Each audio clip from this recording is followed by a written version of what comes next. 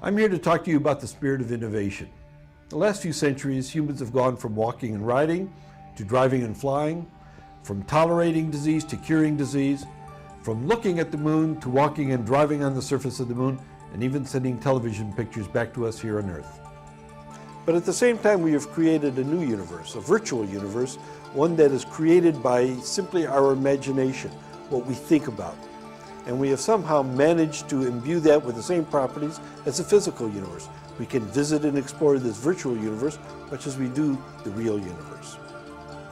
And we do this by simply being human, by being inquisitive, by being inventive, by being creative, by being innovative. And as a result, we've created many of the inventions that have caused the world to be what it's like. The airplane, the television, the telephone, even the ATM. And we have created at Intel some of the devices that have generated this new thrust into technology, the integrated circuit, the memories, the microprocessor. At Intel, we continue to be proud of our heritage in this area, and we continue to nurture and sustain the spirit of innovation. The early days of Intel were remarkable, and I mean, there were three more remarkable people I don't think you'll find anywhere in the world, but Gordon Moore, Bob Noyce, and Andy Grove. And it was a great experience.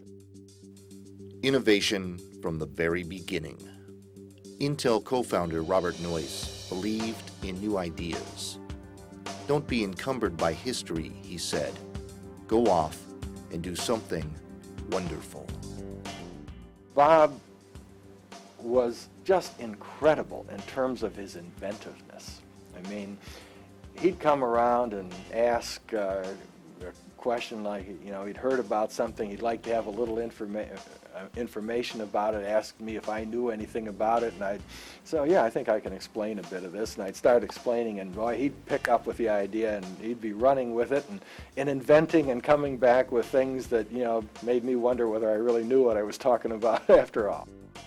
Bob Noyce was one of those unique individuals who everyone liked the moment they met him. He was very bright, had broad interest and broad ideas. Bob was truly a leader. You know, he would throw out his ideas and expect people to pick up on the good ones, and didn't pay much attention if they didn't pick up on all of them. You know, at any time in human history, there are the people who are afraid to go forward, stop the earth, I want to get off. And there are people that say, let's go forward because the earth today is a hell of a lot better place than it's ever been before. And if we keep going as human beings, it'll be a better place still if we keep our belief in the future.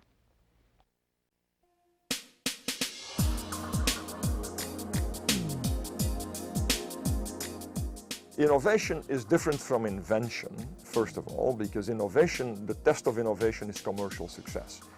Invention, the test of innovation is, well, does it work? Is it some new technology that we are able to demonstrate and so forth? But it may not have much application. So the test really is innovation, which means you go beyond inventing to turning that invention into a viable new business activity. Innovation is a process, not an event.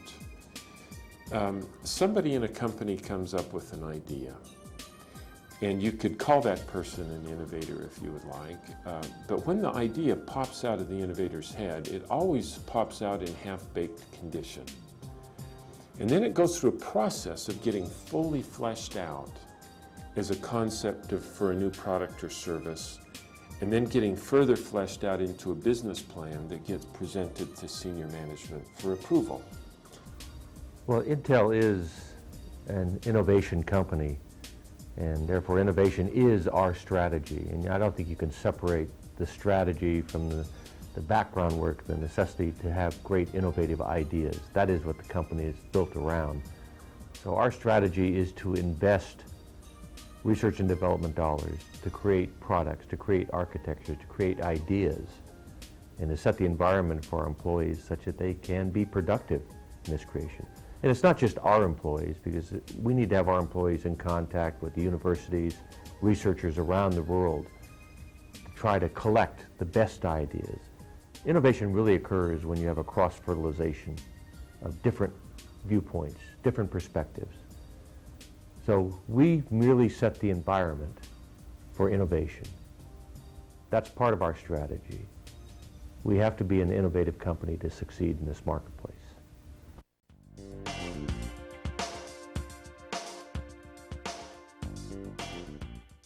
Innovation occurs in research and development. Innovation occurs in manufacturing day in and day out. And innovation occurs in business development and in marketing.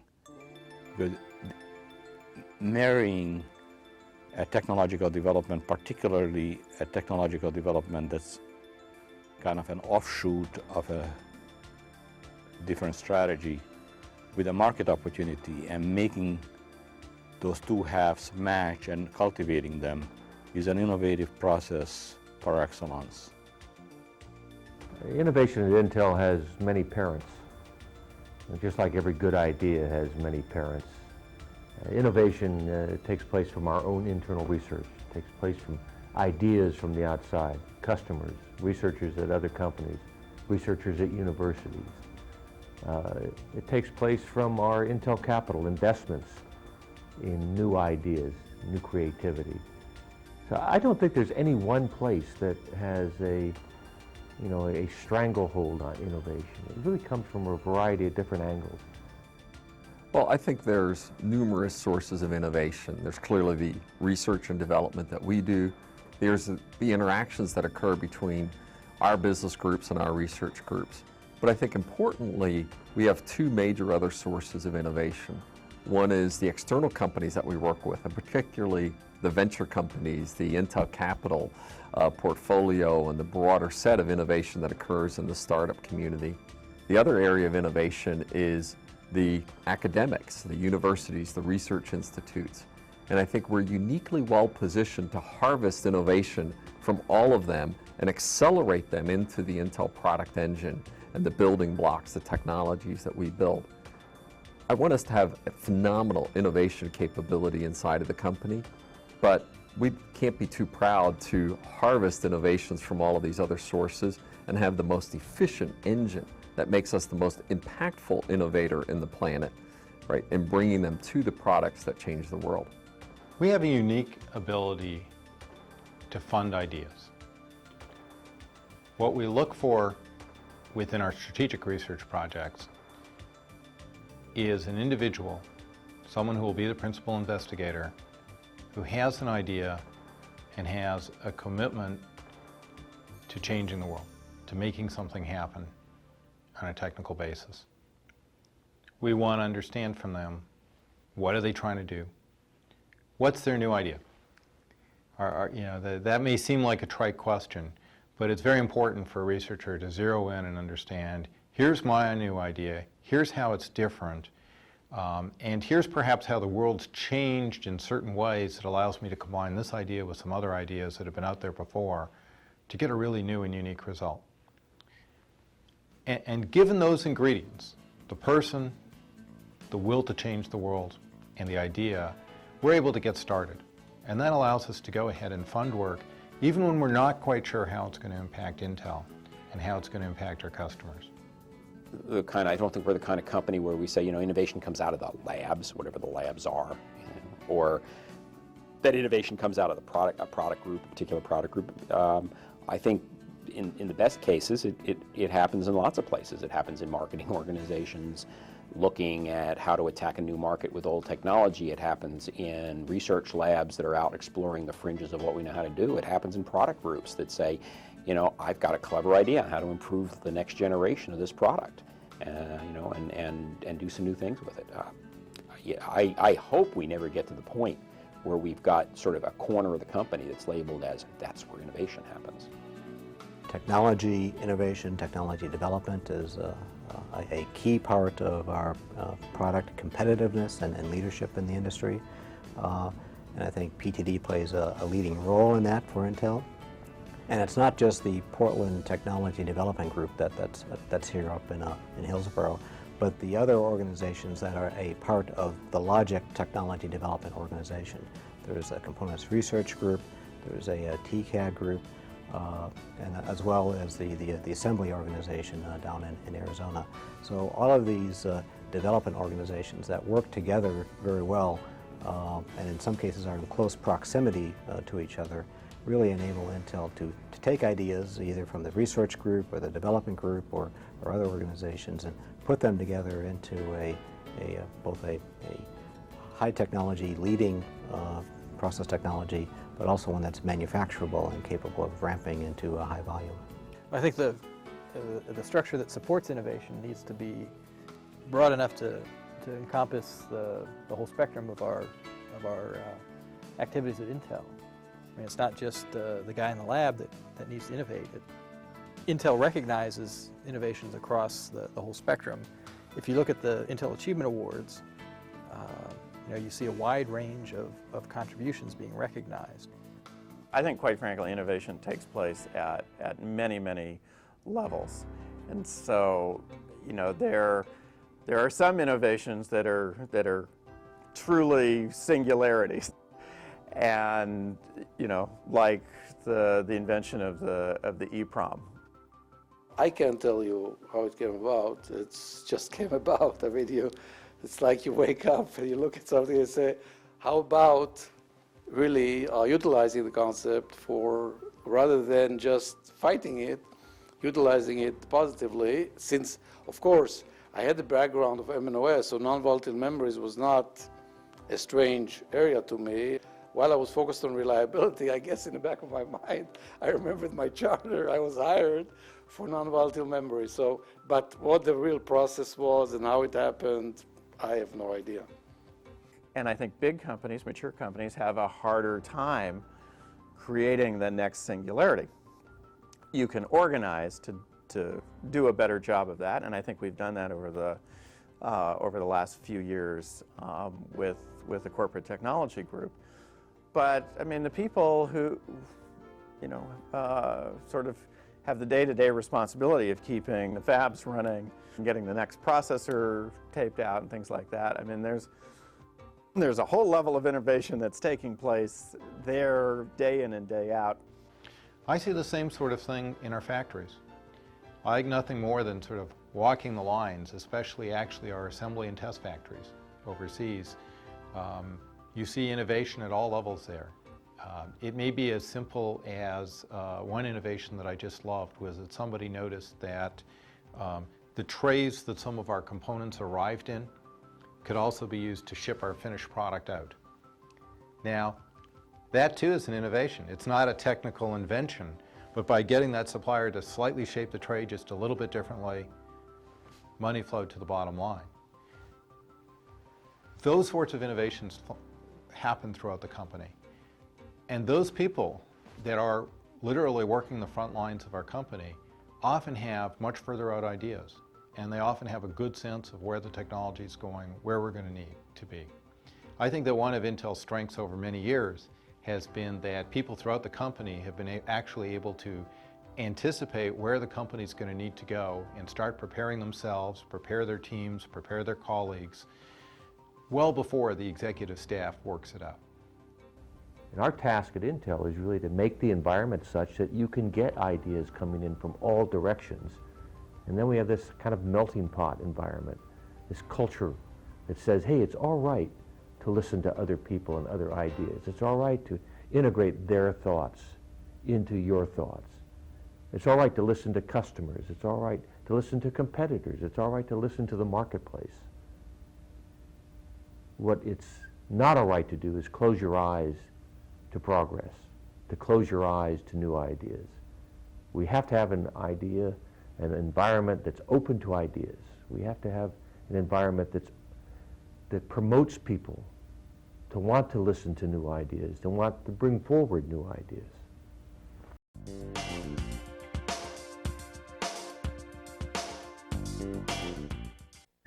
One of the biggest challenges in taking an idea and making it something is having the resources to push that idea in the marketplace. And I think this is an area that Intel excels at. Everything from Intel Capital, which basically promotes ideas from other people into the ecosystem in which we operate. Everything associated with our internal development of ideas, whether it's creating new businesses with Intel or it's taking variants of our existing products and our existing business units, taking those product ideas and turning them into workable products and bringing them into the marketplace. All of this takes resources, and then really that's one of the things that Intel can bring to the party. It's resources, whether it's people resources, dollar resources, marketing resources, the ability to really influence the whole ecosystem. Things like our developers forum, where we bring thousands of engineers from different companies together several times each year around the world to discuss what should we do next in this space? What do you think of this idea? These are all ways that Intel takes ideas into the marketplace. It's not that we just throw them over the fence and hope that they stick on the other side. We have the wherewithal to influence the ecosystem, to influence our customers, to influence our customers' customers, to influence our competitors. We have the ability to influence the industry and facilitate new ideas coming into the market. If you don't innovate, others will out-innovate you. And we know that because, for instance, major companies are no longer around because they got bypassed, made irrelevant by new innovations that came along and basically replaced them. Of course, one particular example of that would be what today is called disruptive technologies. We can talk about that later if you want. But so that's the first reason. That is, the company lives in an environment and it loves to be in that environment, but if it does not innovate, then others who do things that the environment likes better, well, the environment will go to those things it likes better and the company will be left behind. That's one reason. That's survival. It's just sheer survival in a dynamic world. The second reason is growth. I think all companies that are able to exploit a technology space, if you want, like take Intel and the PC microprocessor for the PC industry, is a great example because Intel has done an extraordinary job in being able to exploit that opportunity.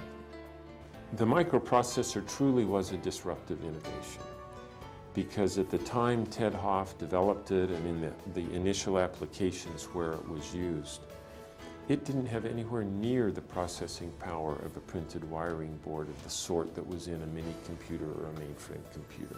We all felt that the market for these devices was going to be substantial, but the market that we foresaw really was what is today called the embedded control market. That's what we were looking at. And in fact, we had testers down on the factory floor that had mini computers in them. And the mini computer was used to provide a lot of advantages for the tester, make it have a better interface, easier to use and so on. And we felt if we got the cost down on computer control, why they could be used in so many other places.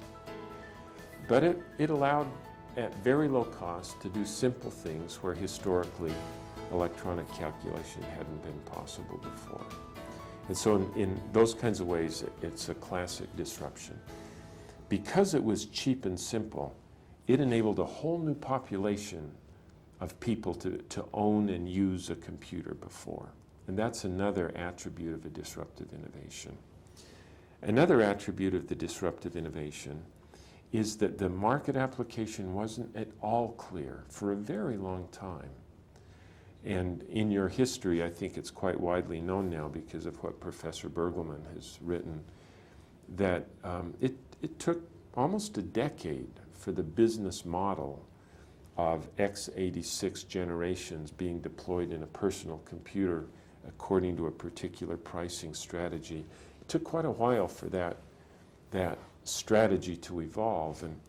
And that's a characteristic of almost every disruptive innovation, is that the right strategy only emerges over time through a process of trial and error. And which are their ideal customers, how they'll use it, how you meet their needs is something that coalesces. And rarely can the management team know in advance exactly what the right strategy is for commercializing the disruptive innovation. And then there comes a point in time where now the winning strategy is clear. That's the point at which the senior management needs to now drive that strategy and execute it effectively from the top. And Intel managed that transition very effectively.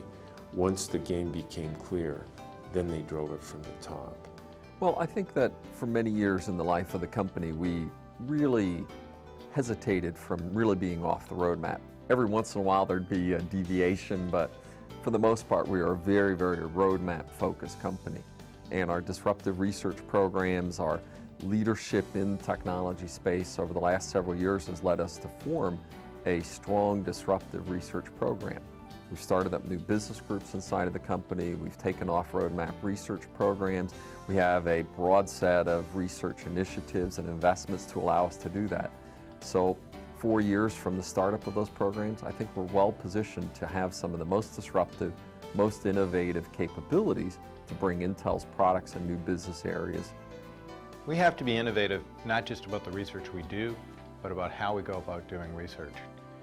And in creating the Intel network of labs, what we've really done is taken a look at how the idea creation process works, how technology flows from universities, from corporate labs towards product, and how can we move sort of from the current serial structure where each step is separated in time to a sort of concurrent research strategy where research in the companies, research in the universities, and in fact the flow towards users and the experience of users of using new technologies is all happening essentially at the same time. We encourage every one of our projects to go get early learning from users. That doesn't mean that we short-term the research. It means that as soon as possible we encourage folks to go build a prototype and put it into the hands of either a real user or a proxy user or a research user and get the experience of finding out how somebody's going to use that innovation. And let them teach us, let them tell us where to focus our research efforts so we understand which parts of the research and the next stage of the research, where should we be putting our energy, which parts really count, which parts that we maybe thought were cool actually aren't that important. And make sure that in doing that we move the idea, the invention, through the innovation process as quickly as possible into the hands of real users.